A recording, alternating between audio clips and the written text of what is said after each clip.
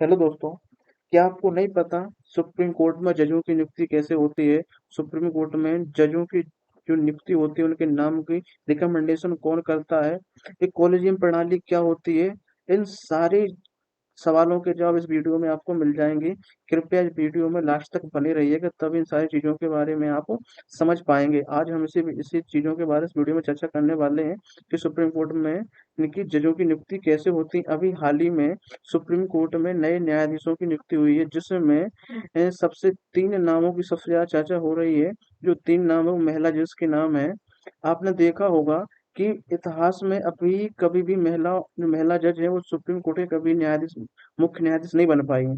ठीक है, तो इतिहास में अभी ऐसा पहली बार होगा जब कोई महिला जज सुप्रीम कोर्ट की मुख्य न्यायाधीश बनेगी।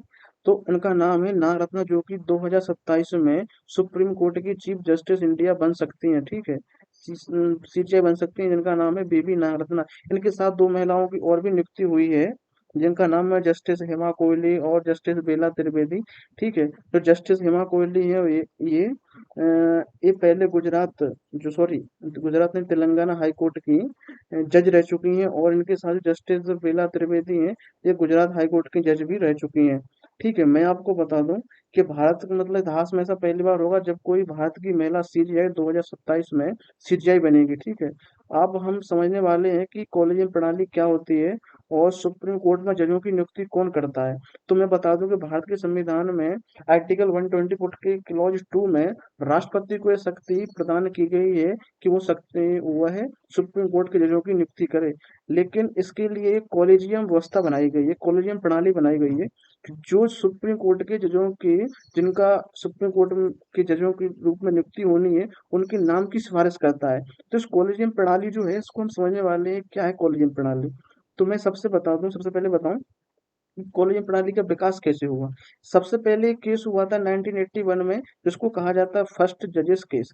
इस इसने घोषणा की थी कि जो न्यायिक नियुक्तियां हैं या तबादले हैं, उनमें सीजीआई की सिफारिश को प्राथमिकता दी जाए। कुछ कारणवश उसको अस्वीकार कर दिया जाए, लेकिन इसमें सीजीआई की सिफारिश को प्राथमिकता दी जाए, इसमें कार्यपालिका इंटरफेयर ना करे। लेकिन उसके बाद क्या हुआ कि 1981 में इंदिरा गांधी कांग्रेस सरकार थी, इंदिरा गांधी प्रधानमंत्री थी। उसके बाद क्या हुआ कि अगले 12 वर्षों तक, मतलब 1993 तक, न्यायिक नियुक्तियों में न्यायपालिका का तो मतलब सिफारिश थी, लेकिन कार्यपालिका भी उसमें बहुत बड़ा रोल था। मतलब जजों की नियुक्ति होती थी तो उसमें कार्यपालिका भी अपना रोल निभाती थी। वो जब तक जजों की नियुक्ति नहीं होती, जब तक उसमें कार्यपालिका का एक बड़ा हाथ ना हो, तो उसमें जजों के नामों में कार्यपालिका भी जजों की सिफारिश करती थी। ठीक, जजों के नामों की सिफारिश करती थी। अब हम लोग समझने वाले हैं। उसके बाद फिर द्वितीय न्यायाधीश मामला हुआ 1993 में। इस समय क्या हुआ, 12 सालों बाद, मैंने बताया ना कि 1981 से लेकर 1993 तक, 12 सालों तक ये सत्तारूढ़ दल था, या जो सत्तारूढ़ पार्टी होती थी, सरकार होती थी, कार्यपालिका का उसमें रोल होता था न्यायाधीशों की नियुक्तियों में। द्वितीय केस हुआ 1993 में। सुप्रीम कोर्ट ने कॉलेजियम प्रणाली की शुरुआत की। अब इसी केस से सुप्रीम कोर्ट के लिए कॉलेजियम प्रणाली की शुरुआत की गई, यह मानते हुए कि परामर्श का अर्थ वास्तव सहमति होगा। मतलब जो जो कॉलेजियम प्रणाली होगी, जो सुप्रीम कोर्ट के जजों के लिए नामों की सिफारिश करेगी, उसको मतलब प्राथमिकता दी जाएगी, और उन्हीं नामों के आधार पर राष्ट्रपति जो है सुप्रीम कोर्ट में जजों की नियुक्ति करेगा। इसमें कहा गया कि सीजीआई की व्यक्तिगत राय नहीं होगी, बल्कि सुप्रीम कोर्ट में जो वरिष्ठतम न्यायाधीश हैं, उनके परामर्श से गठित संस्थागत राय होगी। मतलब जो कॉलेजियम व्यवस्था होगी, उसमें सीजीआई के साथ साथ और भी वरिष्ठतम न्यायाधीश होगी, जिनके परामर्श के अनुसार ही सुप्रीम कोर्ट के जजों के लिए नामों की सिफारिश की जाएगी। ठीक है, इसके बाद तो यहाँ से मतलब कॉलेजियम प्रणाली की शुरुआत हुई 1993। ठीक है, अब यहाँ से आप समझिएगा, क्योंकि इन सारी चीज़ों को मतलब परीक्षा में बहुत सारी इंपॉर्टेंट है, और जो यूपीएससी या पीसीएस की परीक्षा करते हैं उनमें तो बहुत इंपॉर्टेंट है, ये चीज़ आती हैं। इसके बाद हुआ थर्ड जजेस केस 1998।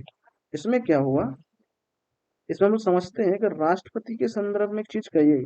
राष्ट्रपति के संदर्भ में सुप्रीम कोर्ट आर्टिकल 193 ने कॉलेजियम का विस्तार 5 सदस्यीय निकाय में कर दिया। देखो, जो 1993 में केस हुआ, समझ रहे हो, उसमें क्या हुआ कि जो कॉलेजियम प्रणाली बनाई गई थी उसमें एक सीजीआई था, और उसके अलावा दो वरिष्ठतम जज और थे। लेकिन जब जो थर्ड जजेस केस हुआ, तो उसमें क्या हुआ, सुप्रीम कोर्ट ने